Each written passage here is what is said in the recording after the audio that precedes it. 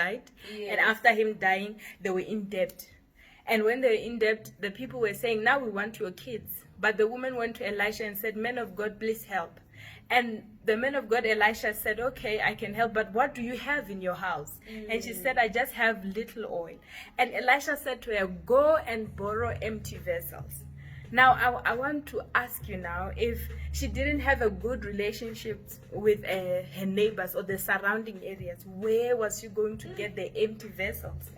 And again, we can say that she got the number of vessels based on how many people she could access. Yeah. For the Bible says the oil stopped the moment there were no more empty vessels. So your capacity, how great you can be, is linked to how much related are you with other people. How good are you in keeping relationships and dealing with offenses. So in most cases, when you are working on your purpose, people will hurt you.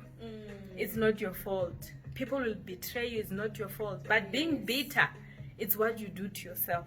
And if you do that to yourself, you start saying, "No, I'll no longer go, I'll no longer do this, I'll leave their church, I'll leave that." And in that, you are aborting your purpose.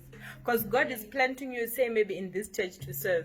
And the enemy can see that when you are in that church, you are going to flourish. And you cause maybe hurtful relationships. And you decide to quit. And when you quit, you are aborting your purpose. Oh my God. So, according to the words of Paul to Timothy, you are responsible to fanning into flames the gift of God. Your mentor is a midwife. You are the one who's pregnant with the gift. You are the one who must do the pushing. Oh yes. There's a saying that Mr. Mwanza once said. He said, the only time you were pushed was during death.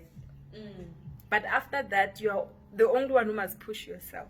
Oh, If you want to write a book, push yourself. If you want to release an album, push yourself. Don't wait for your parents or anyone. The only gift your parents can give you was pushing you during death.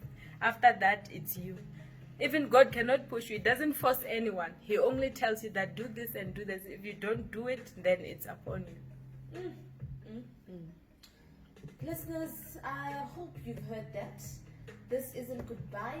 We're going to be joined by another guest, but Pastor Misho is still here and she will be with us until the end of the show.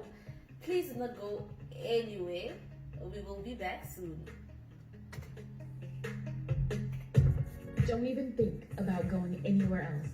You might just miss something joyful right here on Joyful FM.